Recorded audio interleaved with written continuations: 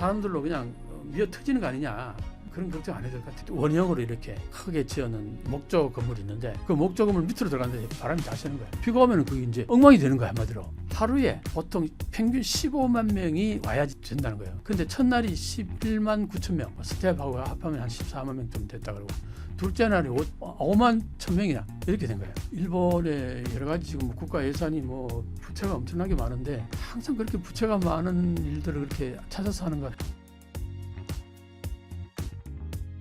안녕하십니까, 이명찬입니다. 오랜만에 찾아뵙습니다. 네. 오늘도 여러분들하고 만나 뵙게 돼서 반갑습니다. 지금 일본 오사카에서요, 만국 박람회라고 그러죠. 일본에서는 만박이라고 그러는데 우리는 뭐 엑스포라고 많이 얘기합니다. 이게 이제 열리는데 뭐 어떤 의미에서는 뭐 세계 올림픽, 월드컵, 그 다음에 엑스포 뭐 이 정도 규모로 이제 보는 경우도 있는데, 근데 과거에 예를 들어서 뭐 70년대, 80년대 막 전 세계가 막 발전해 나가고 막 그럴 때는 이게 엑스포가 상당히 의미가 있었죠. 왜냐하면은 새롭게 개발하면서 그 지역을 엑스포를 어떤 핑계를 대서 도로를 깐다든가 사회 인프라를 정비를 한다든가, 세계 많은 사람들, 지금 이 엑스포에도 2,800만 이상을 지금 유치할 생각이라 그러니까 그 2,800만 명이 넘는 사람이 한 지역을 다녀가려고 그러면은 그러기 위해서는 교통 환경이라든가 모든 환경들 다 새로 정비해야 될 거 아니겠어요? 그런 의미에서는 엑스포가 큰 의미가 있었는데, 그게 이제 발전 도상국이라든가 이럴 경우에는 굉장히 의미가 있었어요. 그런데 2025년 일본에서 엑스포, 만국 박람회라는 게 과연 계획이 맞느냐, 과거에 그때 어떤 목적하고 지금하고 맞느냐, 안 맞다, 이런 얘기가 많이 나오는 거죠. 그래서 이제 지금 이제 일본에서 오사카에서 그 만국 박람회를 이제 연다고 그럴 때에 반대도 많았죠, 당연히. 왜냐하면은 요즘은 거기에 그렇게 많은 사람들이 가지 않을 거라고. 왜냐하면 과거에는 뭐 볼 게 없어서 그 엑스포 이런 데 가보면 막 그 새롭게 신기하고 그런 것들이 많으니까 보러 간다 이런 게 있지만, 지금 뭐 SNS에서 영상을 볼 수도 있고 넷플릭스에서도 영상을 볼 수 있고 온갖 곳에서 사람들이 즐겁게 지낼 수 있는데, 굳이 그 먼 것까지 찾아가서 그 혼잡한 곳에 가서 뭐 크게 새로운 게 있을까, 뭐 이런 거거든요. 그러니까 어떤 의미에서 뭐 오래전에 물론 결정해가지고 지금 이제 열기는 하는데 여러 가지 비판적인 시각이 많습니다. 내 생각에는 다행이라고 봐요. 뭐 이런 게 지금 이 시기에는 별로 그렇게 메리트가 없어요. 월드컵이라든가 뭐 올림픽은 좀 다르겠죠. 우리 올림픽, 동계올림픽 얼마나 훌륭하게 치렀습니까? 그런 경우에는 상당히 의미가 있죠. 그런데 일본에서 말이죠, 지난번 몇 년 전 도쿄 올림픽 있었잖아요. 그때도 제대로 준비도 못하고 제대로 경기 운영을 제대로 못했다. 물론 그때 이제 코로나도 있었고 했지만 여러 가지로 어려움들이 많아가지고 안 하는 일만 못했다는 얘기는 너무 전 세계가 다 알고 있어요. 그때 어땠습니까? 숙소에 보니까 무슨 뭐 골판지 같은 걸로 종이로 만든 침대를 만들었다. 그게 뭘 말하느냐 하면은, 일본은요 참 묘한 게 생산자 중심으로 모든 걸 생각해요. 그게 특이하죠. 이게 문제가 있는 거예요. 그러니까 지금 일본은 경제가 지금 문제가 있는 거예요. 소비자 중심으로 해야 되는데, 저 올림픽 때도 보면은 그게 이제 일본 정부가 스스로 그게 무슨 에코라 그래서 환경 문제 이렇게 해가지고 거기에 맞춰서 골판지로 이제 침대를 만들었다 이거였는데, 그런데 막상 그 올림픽을 치르러 온 선수들은 4년에 한 번이잖아요. 얼마나 많은 꿈을 안고 뜻을 품고 와가지고 정말 자기 인생에 두 번 오기 어려운 그런 이제 기회를 가지고 왔는데, 이게 침대에서 잠을 제대로 시원스럽게 못 잔다는 게 이게 말이 되냐 이거죠. 그런 의미에서 보면은 선수들의 입장에서 생각하는 게 아니고 제공자 입장에서 생각하는 거예요. 특이하죠.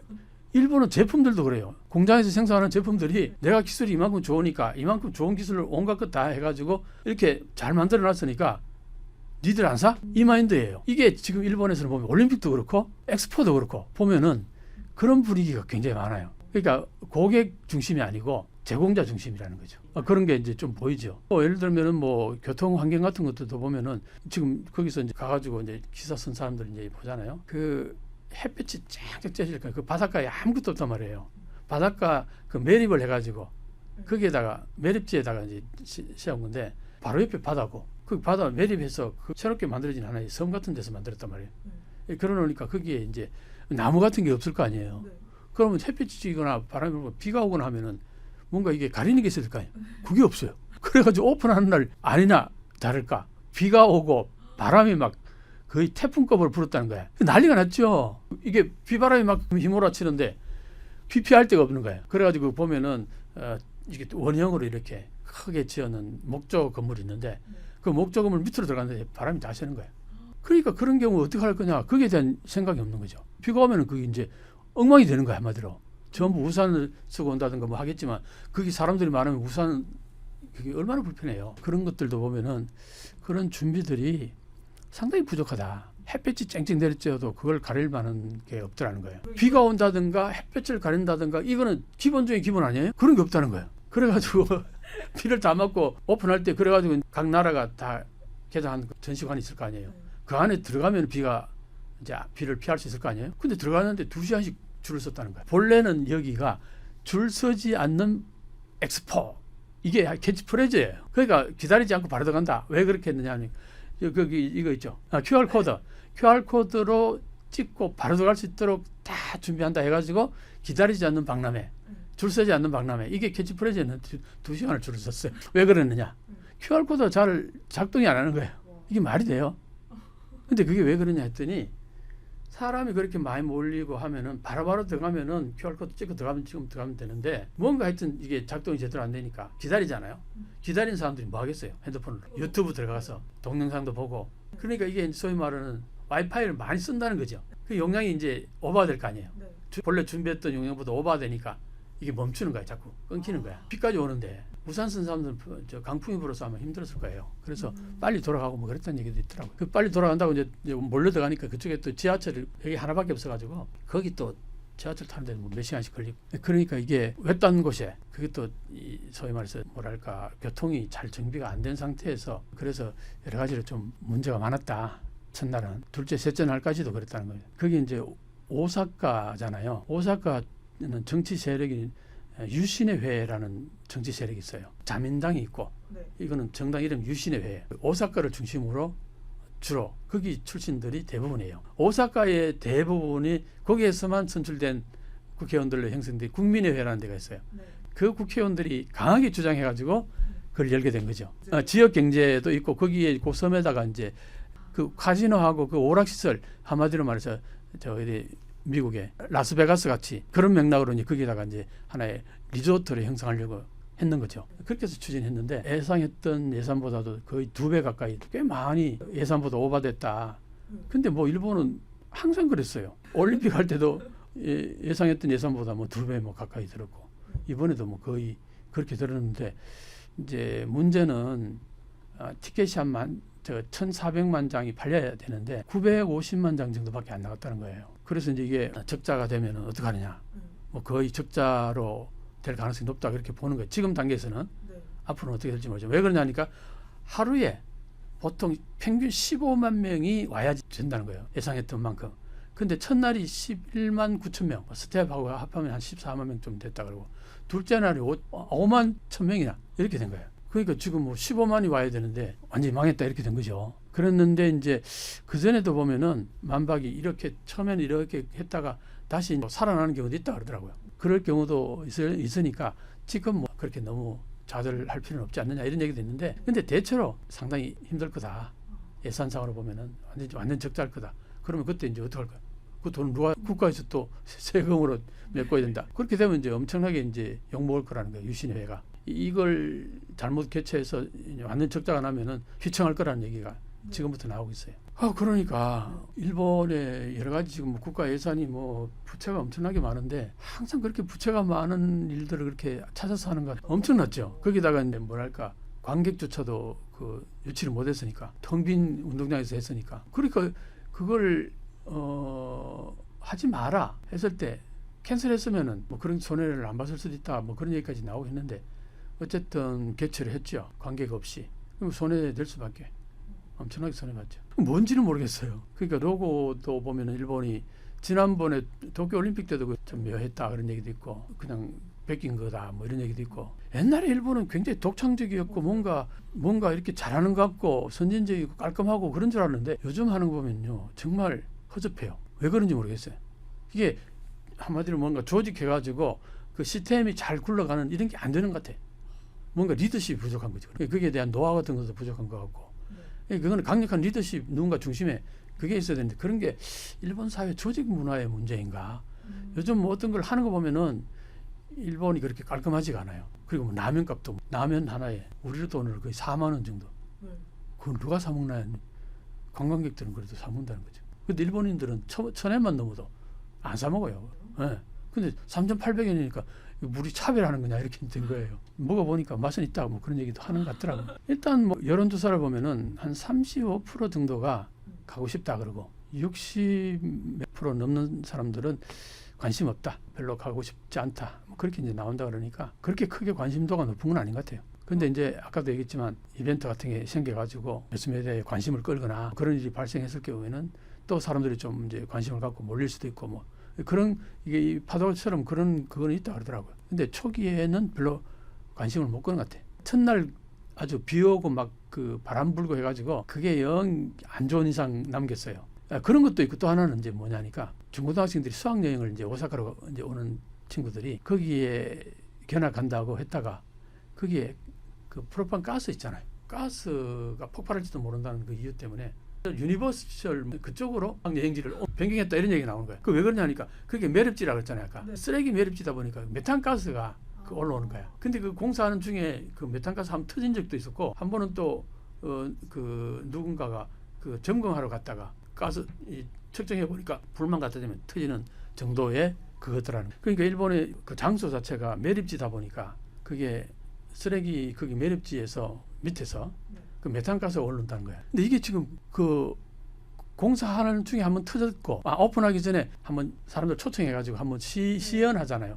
그때 이게 발각돼가지고 그 문을 열고 막 해가지고 메탄가스는 가벼워서 문 열면 금방 이제 날아간다 그러더라고요. 근데 이게 그 많은 격실들이 있으니까 어디에 차 있는지 알 수가 없잖아. 전부 문 열어보고 다 확인할 수도 없잖아. 네. 그 저게 상당히 지금 위험해요. 그래서 수학여행 오는 친구들이 그걸 행로를 바꿔버렸다. 이 정도면은 자 6개월 동안 그 오픈하는 중에 한 번이라도 폭파하는 일이 발생하면 큰일 날 거 아니야. 사람들 꽉 찼을 때 하면 폭발하면은 그러니까 저게 진짜 문제가 있는 거예요. 여러 가지로. 근데 이렇게 강행해도 되나요? 일반인들도 좀 꺼림직할 거 아니에요. 그러면 이제 사람들이 아무래도 적게 갈 거 아니겠나. 그래서 이 부분은 그 추진하는 추진위원회에서 메탄가스 문제는 확실하게 어떻게 한다. 그걸 명확하게 이제 보여줘야 될 것 같아요. 매일 점검한다든가. 그 부분이 지금 내가 보는 제일 큰 문제 같아요. 예산 적자가 날 것이 우려되는 거하고 가스 사고 이거 방지하는 거 이 두 개 가장 큰 내가 문제 같아 보니까. 오바 투어리즘 때는 안 그래도 많이 오는데 또 이기까지 있으면은 사람들로 그냥 미어 터지는 거 아니냐. 그런 걱정 안 해도 될 것 같아요. 이제는요? 보니까 15만 명이 아니라 뭐 5만 명도 채 안 나오니까 네. 그런 걱정 안 해도 될 것 같은데 지금 한국인들 한 40몇 프로 줄었다 그랬죠. 네. 최근 엔고로 간 것 때문에 그런 것도 있고 또 지금 뭐 공항세라든가 뭐 호텔료도 막 몇 배로 올리고 여러 가지로 음식값도 많이 올라가고 네. 그래서 사실 그때 많이 갔던 그때 정도의 메리트가 없는 거예요. 지금 일본의 엑스포 방금 여러 가지로 이제 말씀드렸습니다만 이제 제가 보기에는요. 지금 이 시기에는 저렇게 거대한 돈을 들여가지고 엑스포 유치하는 건 내가 볼 때 그렇게 바람직하지 않다고 봅니다. 지금 뭐 볼 것도 많고 여러 가지 할 것도 많은 세상에 그게 과거에 이제 인프라가 덜 구축됐을 때 그걸로 인해서 인프라 구축 그걸 핑계 삼아 인프라 구축하는 그런 맥락에서 그게 큰 의미가 있었고 그 다음에 경제가 막 개발 도상국 국가 같은 차원에서는 그걸로 인해서 좀 더 개발 속도를 좀 높이자 그런 차원에서 그런 이제 큰 행사들을 유치했는데 한국 정도 되면 이제 그런 거 유치 안 해도 되지 않나. 그래서 부산 엑스포 같은 거 유치 안 된 게 바람직하다고 봅니다. 앞으로 유치 안 했으면 좋겠어요. 농가에 쌀을 덜 생산하도록 종용을 하는 거예요. 요걸 겐딴이래. 겐딴 정책을 겐딴. 난리가 나니까 여론이 뭐 가만히 있지 못하도록 했을 거예요. 정부 압력을 넣어가지고. 근데 일본에는 참 신기하죠. 제2 농협하고 농림수산성하고 농림수산족 트라이앵글들이 전범이다. 이렇게 이제 일본에서는 전쟁 범죄자.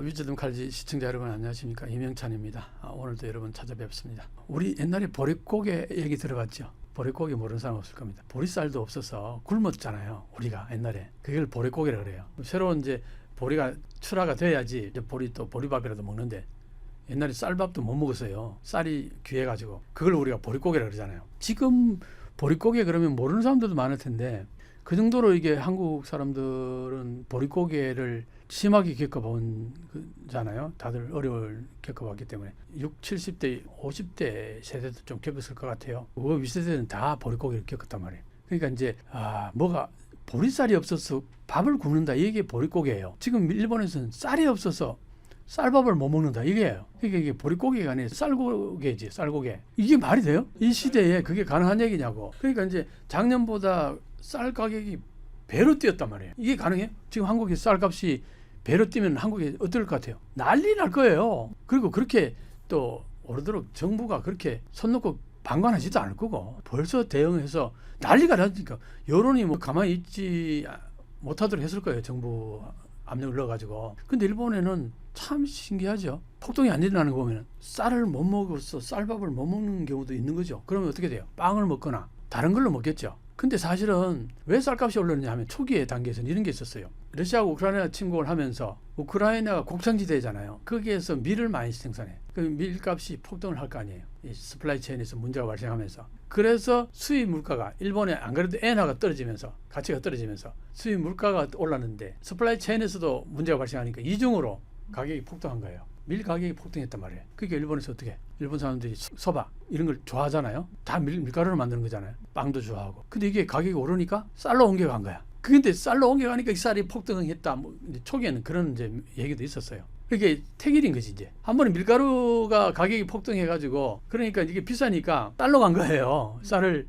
좀 더 먹게 된 거지. 그러면서 내가 보니까 물가도 오르잖아요. 물가가 오르고 쌀이 아마 수요가 늘어날 것 같다 이런 걸 보면서 내가 볼 때는 쌀을 조금씩 더 사놓았을 거 아닌가 하는 생각이 드는 거예요. 많은 사람들이 지금 사놓지 않으면은 좀 있으면 더 올라갈 거 하는 가능성이 있어. 그럼 미리 사놓잖아요. 한 포대 정도 더 사놓을 수도 있잖아. 이런 맥락이 있다는 얘기를 하더라고요. 요거는 미시경제, 거시경제 할 때, 요거는 미시적인 시각에서 보면 그렇다는 거예요. 그래서 쌀 가격이 폭등했으니까 어떻게 이제 쌀은 먹기 힘들어지니까 밀가루 쪽으로 옮겨가야겠죠. 근데 밀가루 가격이 과거보다는 좀 떨어졌어요. 앵고로 간 것도 있고 또 이제 서플라이 체인이 초기에 전쟁했을 때보다는 좀 안정이 됐으니까. 그래서 이제 쌀은 못 먹게 되고 이제 밀가루 쪽으로 이제 가는 거예요. 그러니까 완전히 굽는다는 뭐 우리 보릿고개하고는 좀 얘기는 다르지만 비유하자면 이게 쌀고개가 된 거예요. 근데 그런 맥락에서 보면은 심각하죠. 그래가지고 쌀값이 많이 들어가다 보니까 먹어야 되잖아요. 그럼 이제 소위 말해서 엔겔 계수가 높아진다는 거예요. 내가 쓸 수 있는 그 자금 중에서 먹는 데 쓰는 돈이 내 가지고 있는 돈의 몇 퍼센트냐? 7%다, 뭐 10%다. 그러면 10분의 1을 내가 먹는 데 쓴다 이거야. 높으면 높을수록 가난하다. 근데 일본이 지금 G7에서는 가장 엔겔 계수가 높아요. 계속 올라가고 있어요. 엔겔 계수가. 왜 그렇게 했어요? 쌀값이 폭등하니까 먹는 데 드는 돈이 왕창 늘어나기 시작한 거죠. 이 정도로 이제 심각해졌다는 겁니다.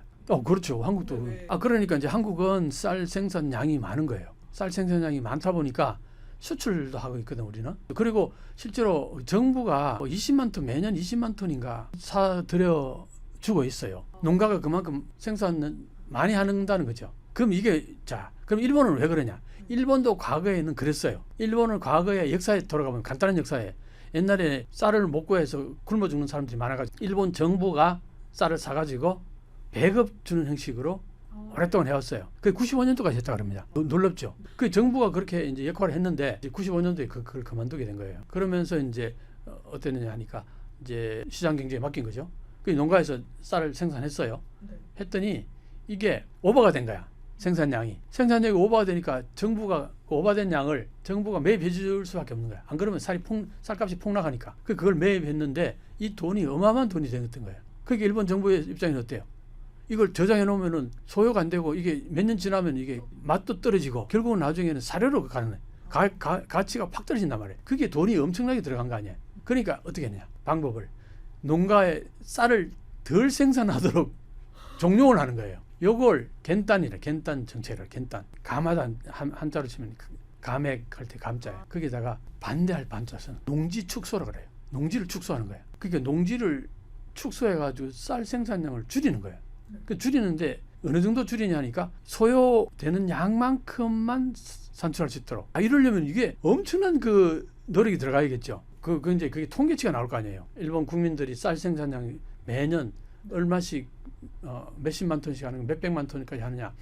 보통 이제 지금은 한 700만 톤 정도 소요한다 그래요. 그러니까 그전에 좀 더 많았는데 서서히 줄어드는 거예요. 일본도. 쌀 그 소비량이 여러 가지 다른 어떤 먹을 게 많잖아요. 이 농지도 계속 조금 축소시키는 거야. 그래가지고 이걸 잘 맞춰가지고 이게 더 이상 오버되지 않게, 오버되면 그걸 일본 정부가 다 사야 되니까 그 돈이 많이 들어가잖아요. 그렇게 하지 않으려고 농지 축소를 계속하는 거야. 그럼 어떻게 돼요? 그 농지를 가지고 있는 농민한테 요 축소시키면은 보조금을 주는 거야. 그러면 돈을 밭으로 만든다든가 아니면 택지로 막 바꾼다든가 그 정책을 계속 써온 거예요. 문제는 이게 매치가 되면 괜찮은데 이번같이 매치가 안 되면 어떡하냐 이거야. 너무 단기적으로 보고 가는 거예요. 그 문제는 여기에 있었다는 거예요. 그래가지고 자 그러면은 여러 가지 이제 문제가 있는데 어떤 문제가 있나니까 그럼 왜 이렇게 하느냐니까 JA 농협이라는 데가 있는 거예요. 농협. 전 세계 일본 농협 같은 데가 없다 그래요. 한국도 좀 비슷한 농협이 있긴 있죠. 근데 일본에서는 이 농협이 모든 걸 다 통과하는다고 보면 돼요. 농가로부터 직접적으로 쌀을 농협이 사서 도매로 넘기고 소매로도 넘기고 여기 중간 관리를 하는 거예요. 여기서 가격 조정을 하는 거예요, 이 사람이.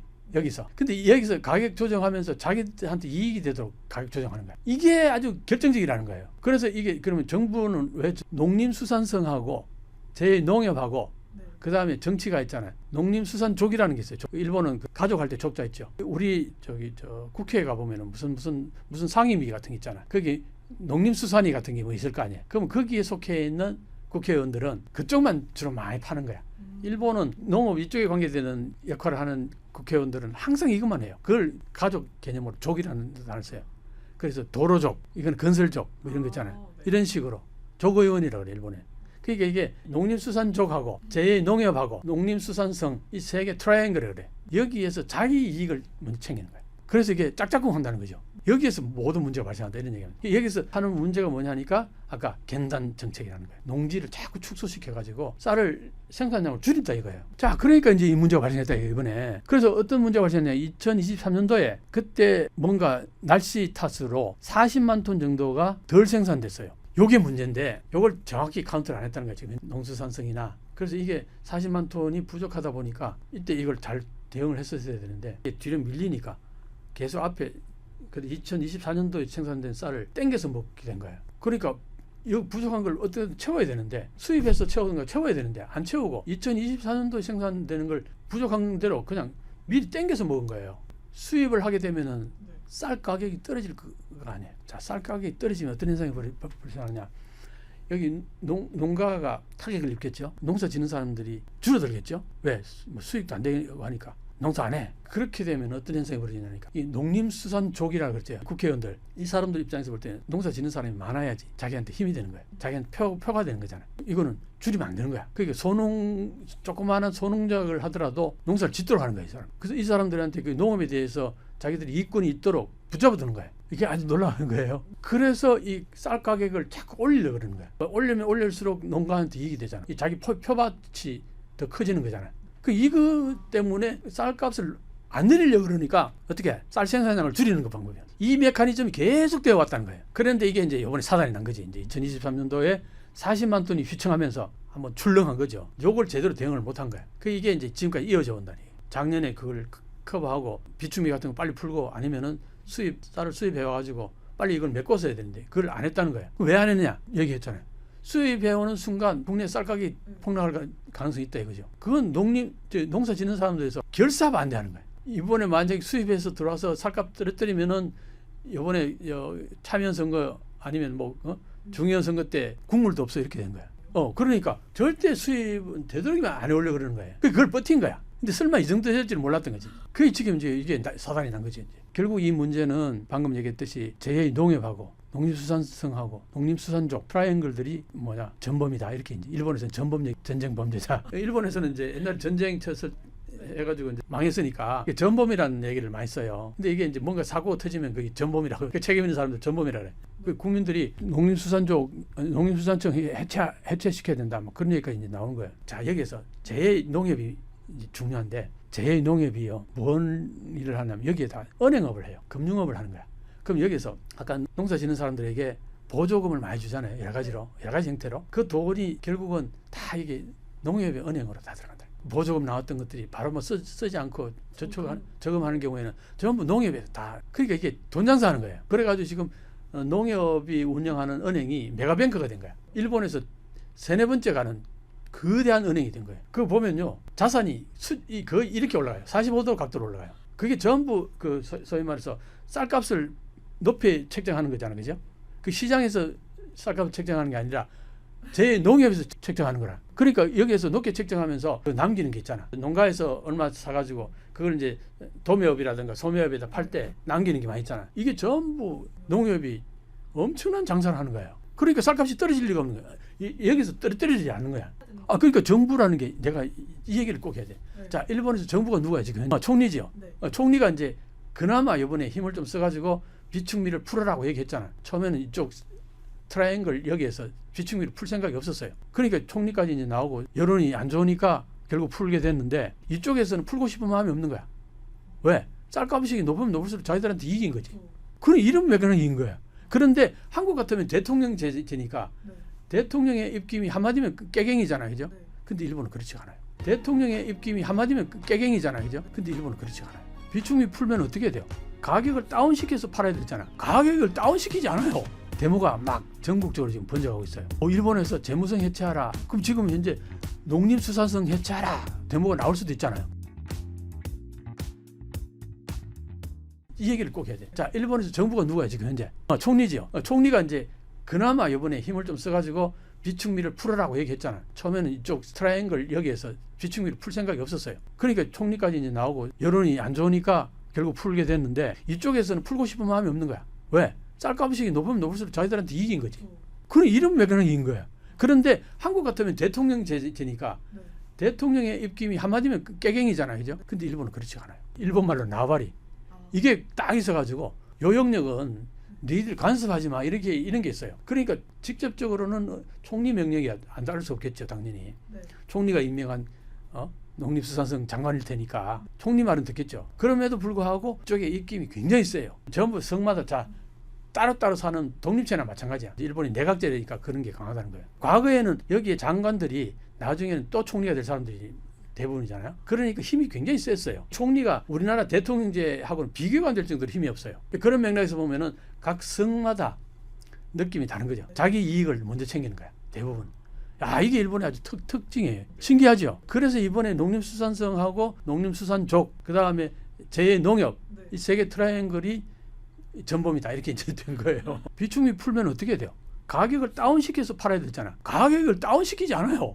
그거 왜 푸는 건지 모르겠어요. 그 10% 정도 다운시켰나? 그거 왜 풀어요? 그렇게 하면 가격을 떨어뜨리기 위해서 푼 건데 가격을 안 떨어뜨려요. 그리고 그걸 비축미를 바로 시장에다 내가지고 가격을 떨어뜨려서 팔아야 될 거 아니야. 네. 그래야 가격이 떨어질 텐데 이 비축미를 어디다 파냐면은 제2농협에다 팔아요. 제2농협에다 줘요. 네. 그럼 제2농협이 또 가격을 높게 책정하는 거야. 이 문제가 있어. 내가 좀 조사를 해보니까 이거 문제가 심각하다. 이거는 일본의 그 정치 구조의 문제다. 가벼운 문제가 아니구나 하는 생각이 드는 거죠. 그래서 이게 왜 이게 중요하냐면은 한국이 과거에 사실은 농협이나 이런 거 대부분 다 일본의 그 메커니즘을 네. 벤치마킹 해와서 하고 있는 거나 마찬가지예요. 그럼 지금 현재 일본의 이 쌀 부족 문제 이거 좀 제대로 우리가 연구를 해가지고 반면 교사로 뭐가 문제 있는가? 우리는 이런 문제가 일어나지 않도록 하려면 어떻게 해야 되는가?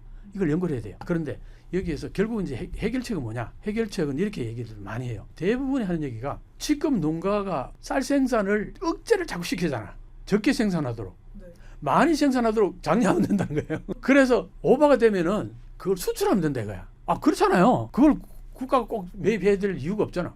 수출하면 될 거 아니에요. 그러니까 그런 맥락에서 평소에 지금 필요한 게 한 700만 톤이라 그러면 720만 톤이나 740만 톤 정도 생산하도록 해가지고 그렇게 이제 대충 통계를 잡아가지고 생산이 그렇게 되면은 40만 톤 정도가 오버가 되면은 그걸 수출하면 되는 거 아니에요. 그러다가 예를 들어서 병충해라든가 날씨가 안 좋아서 생산량이 740만 톤 평소에 생산할 거로 기대했는데 710만 톤만 나왔다. 30만 톤이 덜 나왔다든가 아니면 40만 톤이 덜 나오면 700만 톤. 그러면 딱이잖아. 그럼 수출 안 하면 되잖아.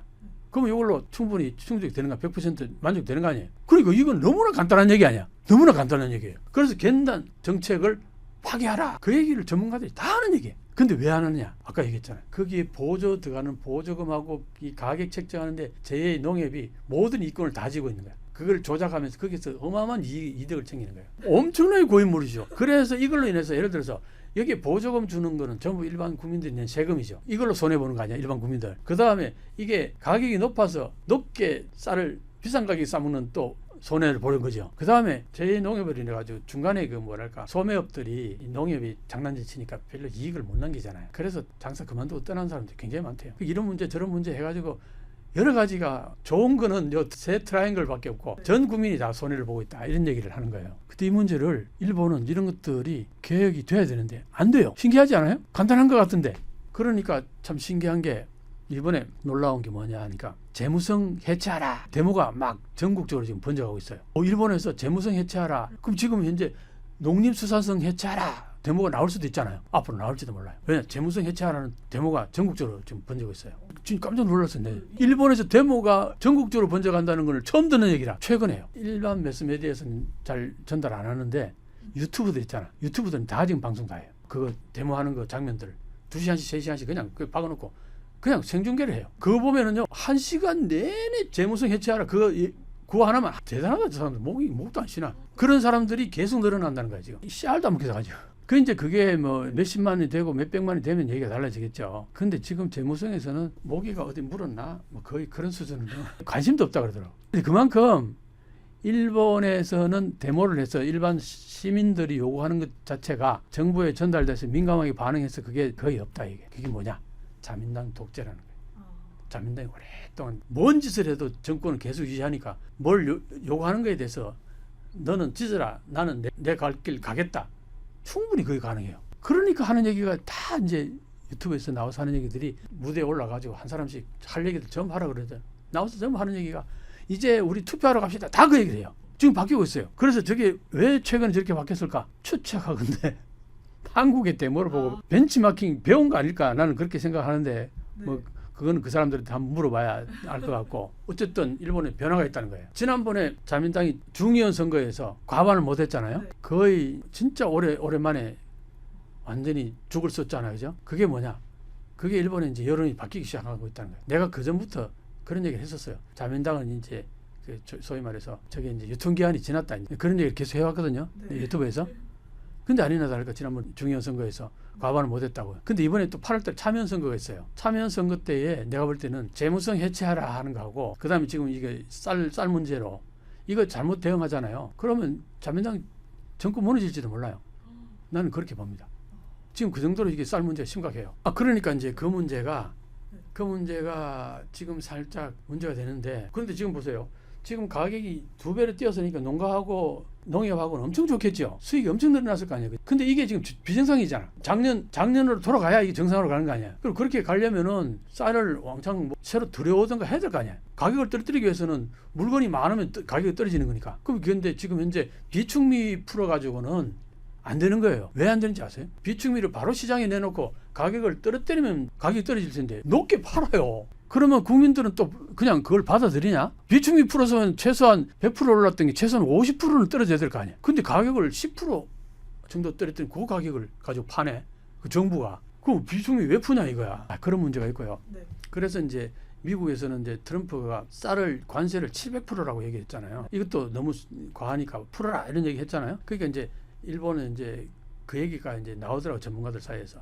그러니까 결국 지금 현재 토요타 관세가 너무 높으니까 그걸 낮추면서 다른 뭔가를 좀 풀어줘야 될 거 아니야. 거기에 지금 쌀 문제가 이게 심각하니까 수입을 좀 할 수도 있지 않느냐. 그런데 또 미국에서는 또 이게 있어요.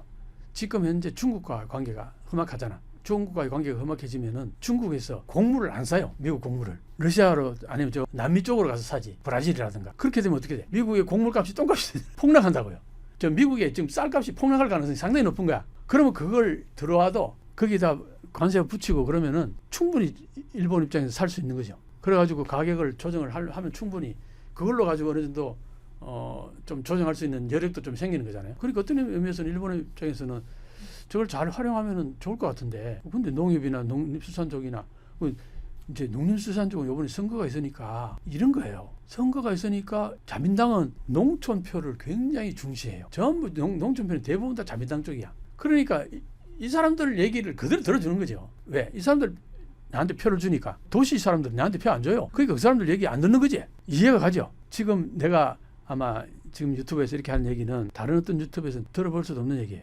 대부분이 무슨 뭐 여행객이 많아가지고 그게 쌀 소비를 많이 해서 그거 0.5%밖에 안 된다 그래요. 전체 소비량이 0.5%밖에 안 되고 그 다음에 또 매습했다는 얘기가 많이 나오는데 21만 톤 이거 누가 매수해서 그 많은 쌀을 어디다 저장하냐 이게 어림도 없는 얘기.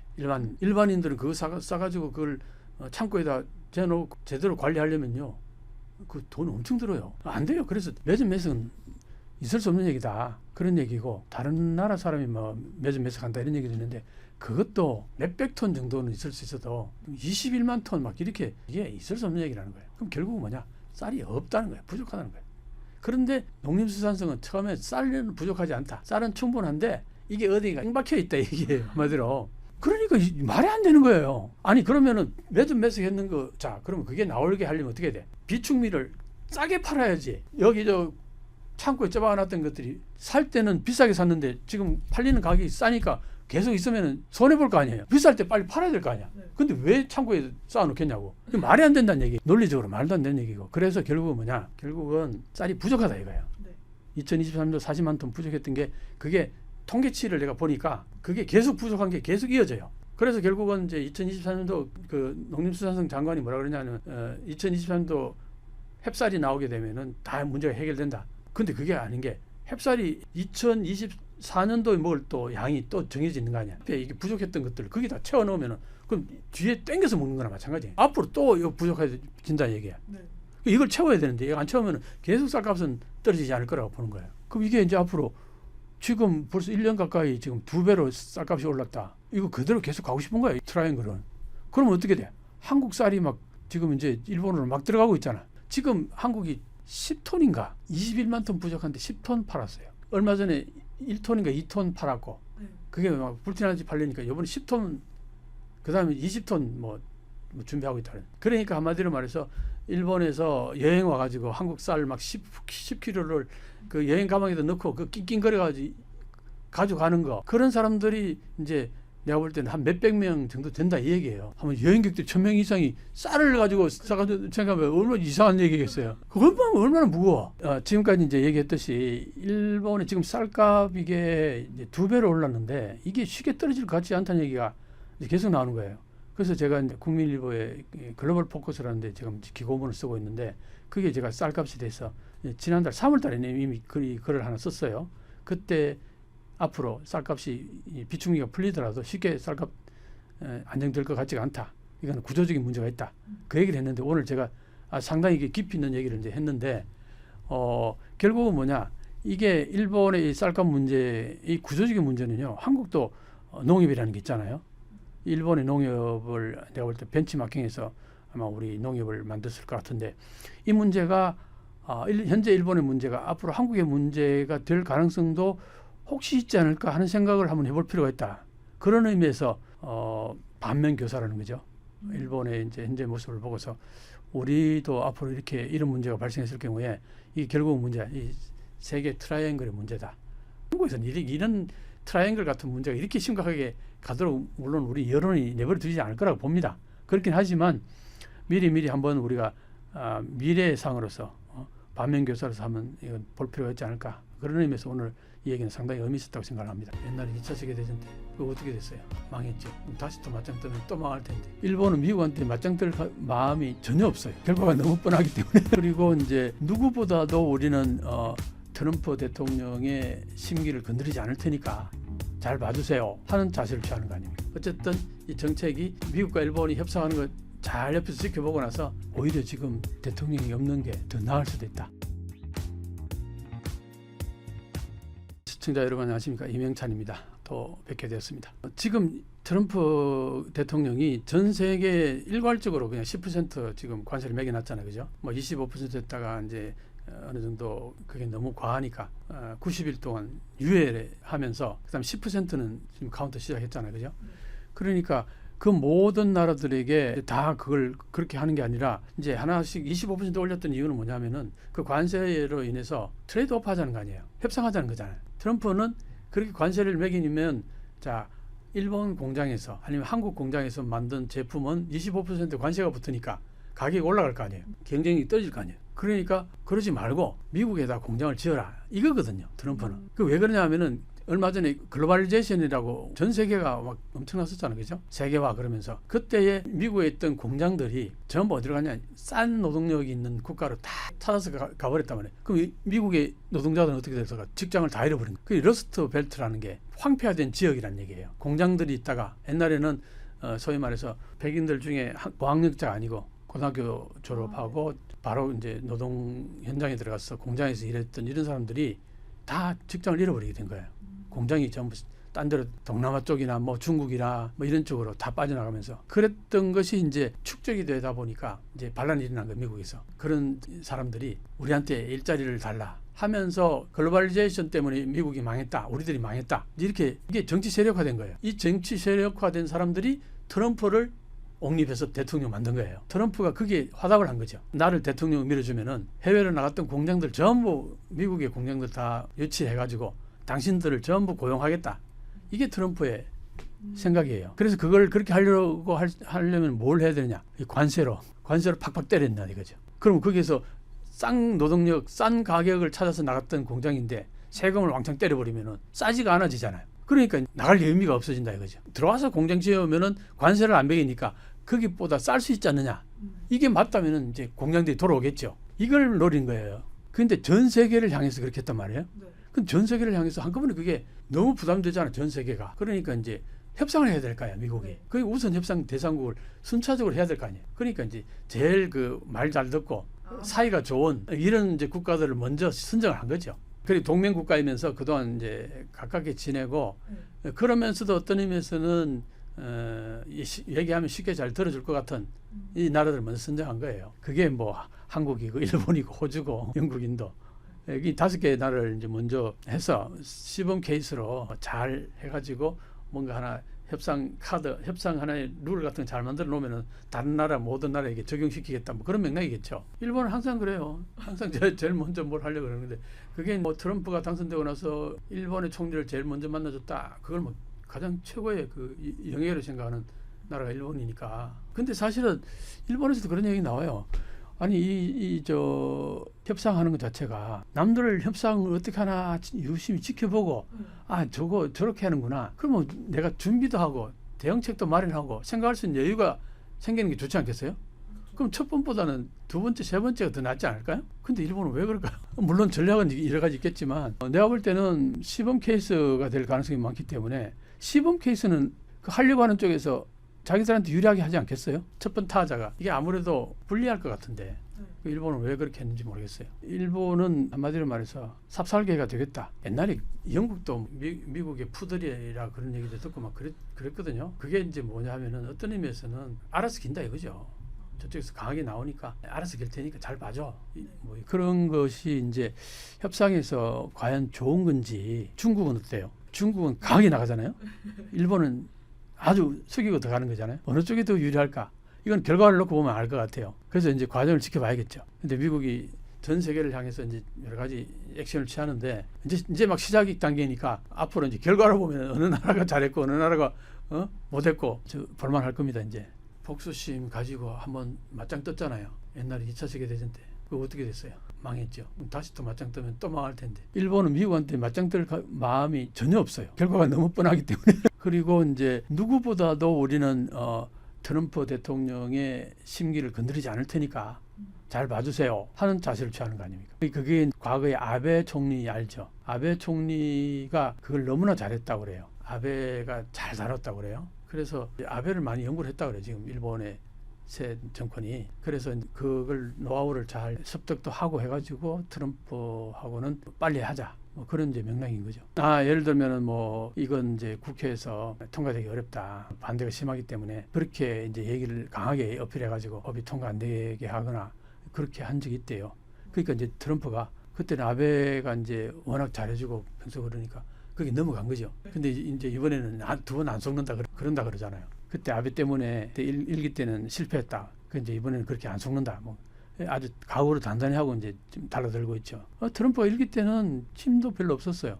왜냐하면 그 당시에는 트럼프가 대통령이 될 거라고 생각을 못 했었어요. 그러다 보니까 이제 준비가 그렇게 많이 안 됐었고, 근데 이제 4년 동안 일을 갈았을 거 아니에요. 다시 대통령 되면은 이제 어떻게 하겠다. 옛날에 아베 때도 그래서 아베도 1기 아베 내각 때는 영 형편없었는데 한 8년 정도 쉬고 다시 2기 아베가 총리가 됐을 때 그때는 자기가 생각하는 것들을 막 그대로 밀어붙였거든요. 그러니까 이제 트럼프도 4년 쉬면서 여러 가지로 갈고 닦았겠죠. 이번에는 얄짤없어. 뭐 거의 그런 마인드로 이제 한국은 내가 그래서 생각하는 게 그거예요. 한국은 일본하고 우리하고 비슷한 점이 되게 많아요. 우리도 자동차를 미국에다 많이 팔고 해외 수출하는 여러 가지 품목 같은 것들이 일본하고 비슷한 부분도 있고 어쨌든 이 정책이 미국과 일본이 협상하는 거 잘 옆에서 지켜보고 나서 거기에서 우리가 저건 저렇게 하면 좋겠다, 이건 저렇게 하면 좋겠다. 그렇게 하는 측면에서는 오히려 지금 대통령이 없는 게 더 나을 수도 있다. 그런데 사실은 지금 새로운 대통령 선출되기 전에 합의를 보려고 그러는 것 같아요. 미국에서는. 그건 아니죠. 그죠? 그래서 이제 한국의 지금 협상단은 7월 달에 이제 협상 마무리 지으려고 계획을 짜고 있는데 미국에서는 빨리 하자 이렇게 된 거예요. 새로운 대통령 나오기 전에. 그건 미국 입장에서는 지금 대행 쪽이 쉽지 않겠냐 그렇게 보는 거겠죠. 대행은 더 뭐 힘 있겠어요? 이제 그렇게 봤겠죠. 그러니까 이제 이 대행 체제에서 마무리 지어버리자. 미국에서는 그렇게 생각할 거고 우리 국익을 위해서는 내가 볼 때는 지금 이 대행 협상단들이 좀 핑계를 대면서 밀어서 다음 정권 때 곧 이제 선출이 되니까 한두 달이면 되니까 그때 마무리 지었으면 좋겠다. 그렇게 좀 했으면 좋을 것 같아요. 그리고 일본이 어떻게 하는지를 열심히 지켜보고 거기에서 잘한 부분은 우리가 잘 그걸 캐치하고 일본이 잘 못한 부분은 저거는 우리는 이렇게 대응하겠다든가 뭐 그런 전략을 세우는 게 오히려 낫지 않겠나 그렇게 싶어요. 이제 호락호락하지 않을 거예요. 이제 예를 들면은 일본에서 할 수 있는 게 뭘까 이제 보면은 지금 쌀 문제 있잖아요, 그죠? 네. 쌀이 저렇게 부족하다 그러고 쌀값이 저렇게 뛰면은 왜 미국 쌀 수입 안 하냐 그럴 거 아니에요. 근데 트럼프 대통령이 뭐라 하냐? 관세가 700%라고 그랬어요. 일본이. 근데 사실은 일본은 700%는 아니라고 얘기를 했어요. 그러면 그 수입하면 될 거 아니에요. 그런 문제. 근데 아마 일본에서 미국 쌀 좀 수입을 할 거라고 봐요. 그런 걸로 이렇게 하는 거죠. 이걸로 수입하면서 자동차에 관세를 너무 많이 붙이지 않도록 하기 위해서 대체물들을 수입하거나 그건 뭘 말하냐면은 미국의 입장에서는 일본하고 무역 흑자 적자 이 문제가 있는 거죠. 일본은 미국한테 많이 팔아서 흑자를 많이 남기는데 미국은 항상 일본한테 적자란 말이에요. 그러니까 이걸 없애달라. 그러면은 자동차를 가장 많이 파는데 자동차의 세금을 왕창 매겨가지고 그 세금 매긴 그만큼 돈으로 이 적자를 메운다든가 덜 수출되게 한다든가 두 가지로 그렇게 할 수 있잖아요. 그런데 이제 일본 입장에서는 자동차는 일본의 기간 산업이란 말이에요. 이게 휘청하면은 일본 경제 자체가 휘청해요. 이게 저기 수출액이 어느 정도냐? 일본 수출액이 6분의 1 정도인데 자동차가 어마하죠. 그 6분의 1 되는 그 자동차의 3분의 1을 미국에서 파는 거예요. 자동차를. 그러니까 일본 입장에서는 미국 시장이 엄청나게 중요한 거죠. 근데 그게 관세가 25% 매겨지는 순간 일본은 망한다고 보면 돼요. 그러니까 일본은 막 총력을 다해가지고 이제 관세를 내리려고 그러면 어떻게 여기를 낮춰주는 대신에 다른 거 물건을 사주겠다든가 그래가지고 수출 적자액을 낮춰주면 되는 거 아니에요. 그럼 일본이 살 수 있는 게 뭐가 있냐? 가장 최근에는 쌀이 이렇게 이제 부족하니까 쌀은 살 수 있을 거 아니에요. 요거 이제 어느 정도 좀 가능할 것 같고 그 다음에 일본에 또 무기를 사라고 많이 얘기하잖아요. 방위비를 2%까지 올렸는데 앞에 기시다 총리가 2%까지 올렸는데 이제 이걸 또 3%까지 올리라고 얘기하는데 근데 이제 그걸 강하게 밀어붙이니까 미국이 유럽에도 방위비를 5%까지 올리라고 했단 말이에요. 그러니까 일본에도 너희들 3%까지 올려. 과거에는 1%밖에 안 했는데 기시다 총리 때 2%까지 올렸고 그 다음에 다시 3%까지 올려라. 그런데 일본의 입장에서는 이 방위비는 올려야겠다 생각을 하는 거예요. 왜? 유럽도 그렇게 압박을 받고 있고 근데 우리만 못 얘기할 수 없잖아요. 그리고 한국이 얼마냐면 2.75인가 뭐 그렇게 거의 3% 가까이 돼요. 한국 지금까지 계속 그래왔단 말이에요. 그러니까 일본 너희들은 왜 방위비를 그렇게 안 되냐? 그 전부 미국이 지켜주는 거 아니냐? 이걸 이제 소위 말해서 일본말로 다다놀이, 무임승차, 영어로는 밴드웨건이라고 그래요. 이 용어를 굉장히 많이 써요. 미국에서. 너희들 무임승차하고 있지 않냐? 미국한테 안보를 그냥 맡겨놓고. 그러니까 방위비를 더 쓰라. 압력을 계속 넣는 거예요. 근데 과거에는 강하게 반박했는데 지금은 일본에서도 어떤 생각이냐면은 일본 안보를 강화해야겠다는 생각이 드는 거예요. 왜? 중국이 어마어마하게 커져서 중국이 국방비를 어마어마하게 쓰니까 거기에 비해서 일본이 옛날에는 일본이 1%만 써도 일본 경제가 워낙 규모가 크니까 그 1% 액수만으로도 과거에 중국이 크지가 않았으니까 충분히 이게 방어하고도 남을 정도의 금액이 됐다는 거죠. 그렇게 1%로 그냥 유지를 계속해 왔어요. 근데 지금 일본의 국력이 찌그러들고 줄어들고 가지고 과거에 가장 컸을 때가 전 세계 경제 규모의 17.8%까지 됐었어요. 그게 89년도 90년도 그쯤에 피크로 갔을 때까지 그때가 그랬는 게 지금은 어느 정도냐니까 3.8% 정도밖에 안 돼. 전 세계에서 차지하는 비중이. 그게 얼마나 축소가 됐어요. 그러니까 방위비 1%는 과거의 방위비 1%하고 이게 말이 안 되잖아. 과거에는 1%만 해도 이만했는데 지금 1% 요거밖에 안 되는 거예요. 그 2% 올려라 3% 올려라 충분히 미국이 그렇게 얘기할 만하죠. 일본의 입장에서도 지금은 그 액수 자체가 예를 들어서 무기를 사려 그래도 미국의 전투기 몇 대 사면 옛날에는 뭐 여러 개 10대도 사고 20대도 사는 지금은 10대만 사도 돈이 없단 말이에요. 그만큼 이제 1%라는 게 규모가 너무 축소돼 버린 거야. 그러니까 일본 입장에서도 1% 가지고는 안 된다는 인식이 충분히 이제 가능한 거죠. 그래서 2% 3%까지 이제 올리는데 그게 뭐냐? 대만 유서 때문에 그래요. 대만. 중국이 대만을 침공할까 봐. 이제 그랬을 경우에 이거는 뭐 반드시 일본은 참전할 수밖에 없게 되는 거야. 미국하고 일본하고. 거기에 대한 준비를 해야 되기 때문에 방위비를 올려야 된다는 인식이 있는 거예요. 그러니까 특히 거기에다가 지금 이시바 시게루 총리 같은 경우는 이 방위 문제에 있어서는 1인자예요. 일본에서. 이 사람이 방위 문제에 아주 조예가 깊어요. 그쪽으로 항상 그 국회 활동도 거기에서 방위적 활동을 해왔고 밀덕이라고 하죠. 그러니까 이제 방위 문제는 일본이 트럼프 대통령이 하라 강요 안 해도 우리가 이건 해야 됩니다. 그러니까 방위비 문제에 대해서는 우리한테 맡겨달라. 그러면서 미국 무기 같은 것도 우리 사겠다. 그러면서 자동차는 그 대신 세금 많이 낮춰주라. 이게 이제 트레이드오프가 이제 될 수 있다는 거죠. 그런 맥락에서 일본의 작전은 자동차세는 많이 낮추는 대신에 다른 쪽에서 커버할 수 있는 부분들을 찾아가지고 그걸 가지고 얘기하겠죠. 근데 우리도 만만치 않아요. 현대 기아가 상당히 지금 미국에 많이 수출하잖아요. 그러니까 거의 일본하고 비슷하다고 보면 된다고. 다만 한국은 수출하는 수출품이 굉장히 다양하잖아요. 우리는 K-팝도 있고 K-푸드도 있고 K-뷰티도 있고 K-콘텐츠 같은 것들이 굉장히 많잖아요. 그리고 또 이제 앞으로는 조선 배 수출도 있을 거고 이제 이런 것들이 이제 다양할 테니까 거기에 비해서 자동차가 차지하는 비용이 일본은 뭐 거의 자동차가 차지하는 비용이 큰데 우리는 다양한 이제 수출품들이 있으니까 우리는 가전제품도 엄청 많잖아요. 일본은 가전제품이 거의 없는데 우리는 뭐 삼성, LG 뭐 세탁기라든가 뭐 냉장고 이거 뭐 거의 전 세계 석권하고 있잖아요. 특히 미국에 많이 그런단 말이에요. 그렇긴 하지만 우리도 현대 기아 자동차가 많이 미국에 수출이 되고 있으니까 그 부분을 미국이 어쨌든 계속 압박을 넣겠죠. 일본에 대해서는 미국이 꼭 필요로 하는 게 그렇게 많지가 않아요. 한국은 보세요. K-콘텐츠도 있고 K-푸드도 있고 K-뷰티도 있고 한국한테서 많이 찾을 게 많잖아요. 요구할 게. 조선업도 그렇고. 그런데 일본한테는 별로 없어요. 잃어버린 40년 간다는 얘기 있는데 토요타마저 쓰러지면은 일본은 정말 힘들죠. 그만큼 일본에서는 이제 토요타의 관세에 대해서는 사생결단으로 달려들 거예요. 일본 조선업이 과거에는 넘버원이었는데 지금은 형편없어요. 한국하고 비교가 안 됩니다. 도쿄 대학에 조선학과가 없대요. 그러니까 한마디로 조선업이 거의 황폐화된 거죠. 자체 내에서 일본에서 뭐 발주가 된다든가 아니면 일본 군함이라든가 이런 것들은 이제 정부가 발주하면은 이제 미쯔비시라든가 대기업들이 만들겠지만 그게 시장 경제에서 상품성이 있거나 그러지 않아요. 가격이 너무 높아가지고. 일본에서 이제 예를 들면 이런 게 있어요. 무기 같은 거 만들잖아요. 우리는 지금 무기 많이 수출하죠. 그러니까 무기 많이 수출하는 가운데 이제 군함도 수출하게 된다 이런 얘기잖아요. 미국이 옛날에는 조선업이 넘버원이었다가 마찬가지 미국도 그렇고 일본도 그렇고 조선업이 다 망한 이유가 뭐냐? 왜 그럴까요? 그러니까 그게 이제 3D 직종에 가까운 거예요. 용접하잖아요.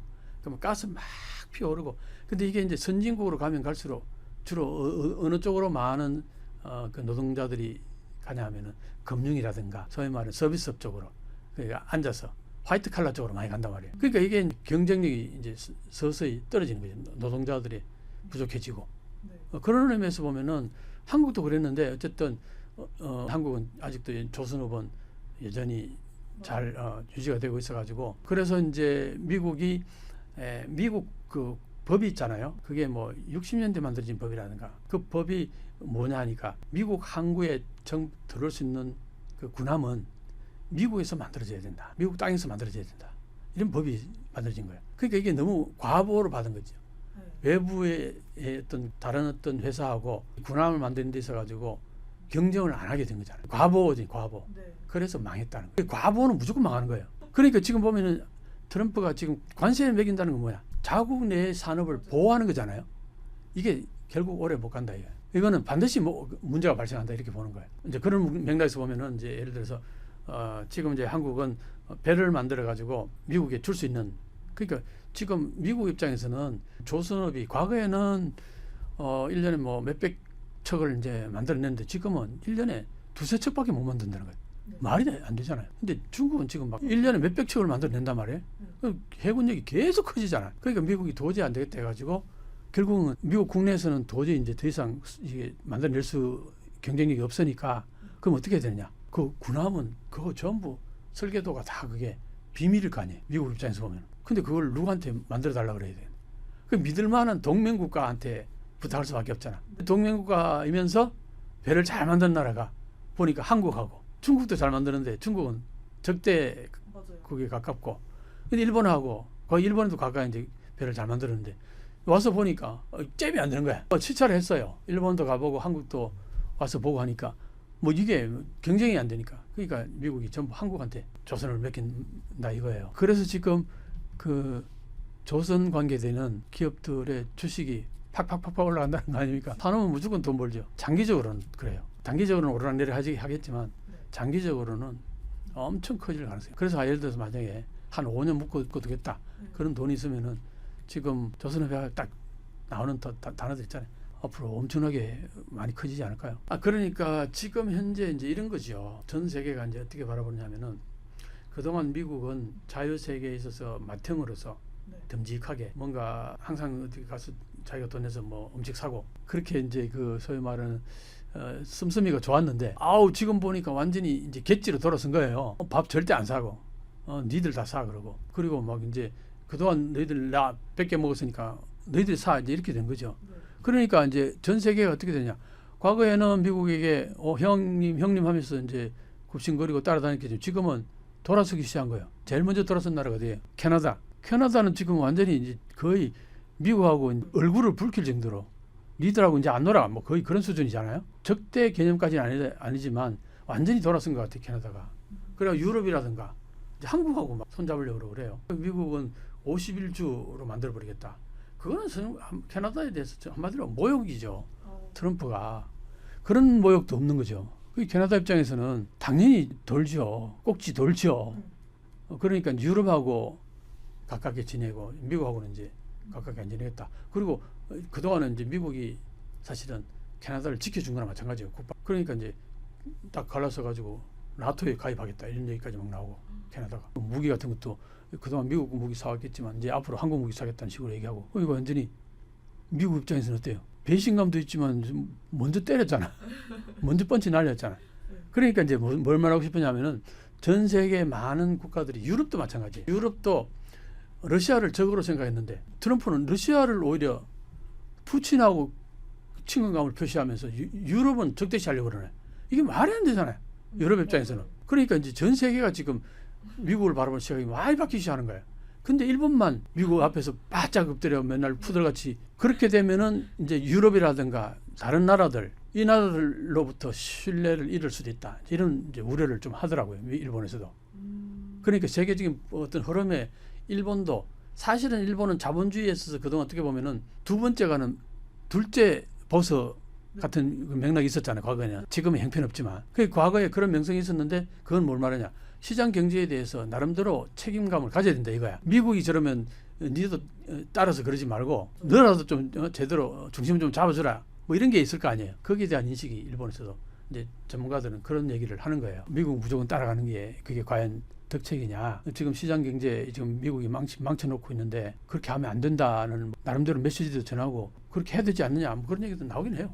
그게 이제 탈미까지는 아니지만 탈미가 될 수 없어요. 일본은 안보를 미국에 의존하고 있는 부분이 있기 때문에 탈면 안 돼요. 그 자위대는 어차피 미군하고 공동 작전 외에는 스스로 뭔가 작전을 펼 수 있는 그런 조직이 아니다 보니까 그래서 맨날 우익들이 헌법 개정해서 이제 군대도 만들고 해서 독립된 국가로 가야 된다 그 얘기를 계속 하는 거죠. 만약에 토요타 자동차의 관세 이 문제를 제대로 해결 못하게 돼서 이게 큰 부하로 걸리게 되면 휘청하는 거죠. 그렇게 되면 바로 마이너스로 지금 그렇지 않아도 뭐 성장률이 뭐 1%, 그 0%에서 1% 안팎인데 마이너스로 가는 거죠.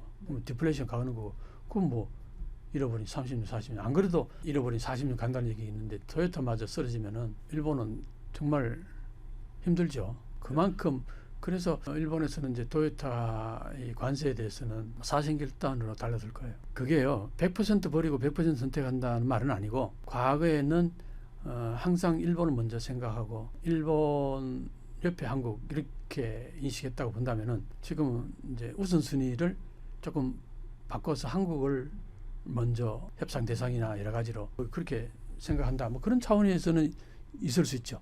방금 얘기했잖아요. 네. 조선업 같은 거 미군 군함을 만드는데 그거 엄청난 중요한 일이잖아요. 그걸 한국에 모두 다 맡기고 의존하는 거 아닙니까? 한국이 만약에 털어버리면은 어떻게 돼요? 중국과의 군사력에 있어서 치명타를 입을 거라고요. 그러니까 엄청나게 중요해진 거 한국이. 그런 의미에서는 과거의 한국하고는 이제 달라지겠죠. 미국 입장에서. 그런데 일본에 대해서는 미국이 꼭 필요로 하는 게 그렇게 많지가 않아요. 한국은 보세요. K 콘텐츠도 있고 K 푸드도 있고 K 뷰티도 있고 한국한테서 많이 찾을 게 많잖아요. 요구할 게. 조선업도 그렇고. 그런데 일본한테는 별로 없어요. 토요타도 이제 그게 경쟁 상대지 미국한테 뭐 도움을 주는 거라고 볼 수는 없는 거 아니에요. 경쟁 상대지 오히려. 그러니까 그런 의미에서 보면은 미국 입장에서는 서서히 한국한테 더 웨이트가 가는 수도 있죠. 한 5, 6년 전, 10년 전 가까이 될까?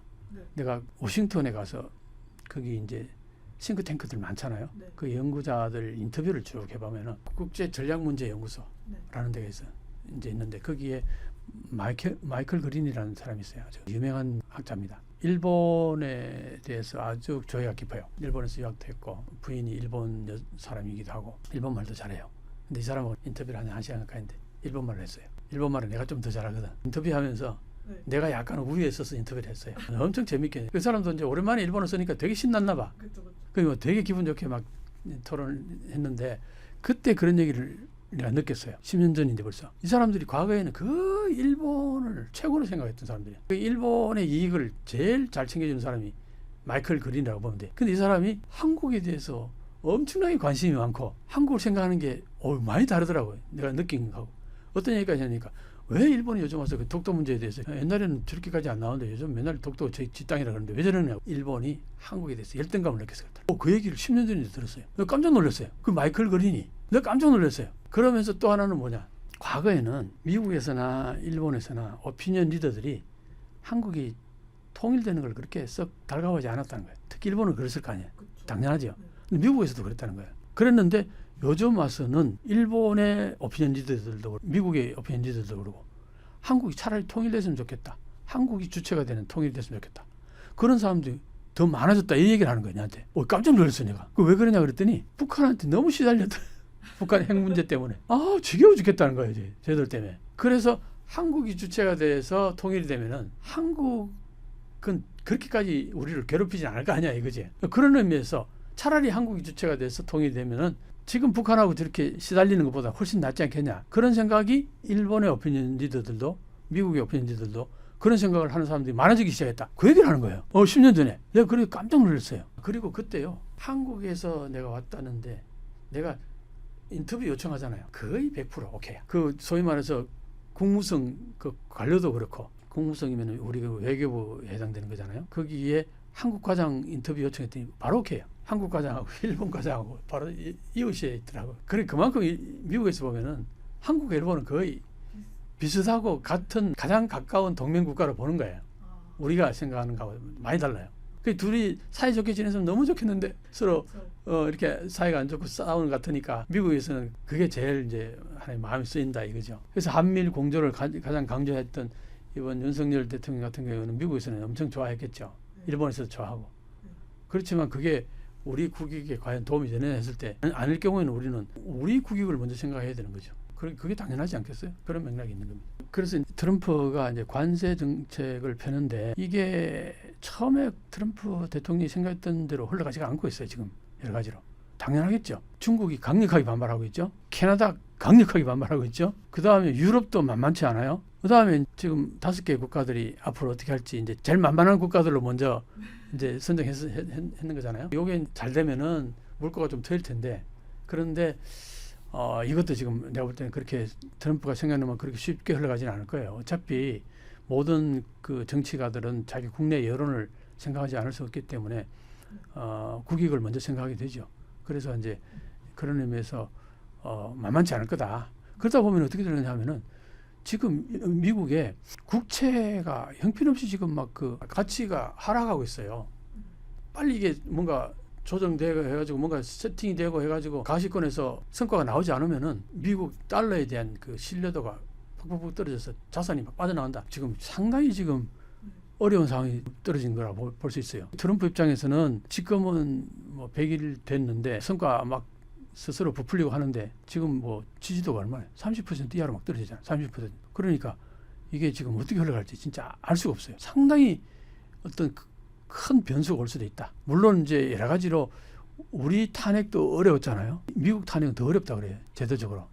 그래서 탄핵은 쉽지 않겠지만 지지도가 어쨌든 엄청나게 실질적인 탄핵이 될 수 있는 거예요. 법률적으로 탄핵이 안 되더라도. 왜냐하면 중간 또 선거가 있잖아요. 네. 예를 들어서 뭐 국회의원들이 전부 뭐 지금 민주당 쪽으로 다 가버린다. 그렇게 되면 이제 큰일 나는 거죠. 지금 관세 문제가 트럼프가 생각하는 대로 흘러가지 않을 가능성이 상당히 농후하다. 그래서 제일 먼저 나간 일본은 내가 볼 때 별로 그렇게 잘한 선택 같지가 않아요. 좀 더 어떻게 흐름을 지켜보면서 시간을 좀 여유를 갖는 게 낫지 않겠나. 그런 의미에서 한국은 최대한 그 핑계를 대면서 지금 현재 대통령 유고니까 새로운 대통령이 곧 선출되니까 그때 합의를 봤으면 좋겠다. 이런 생각을 합니다.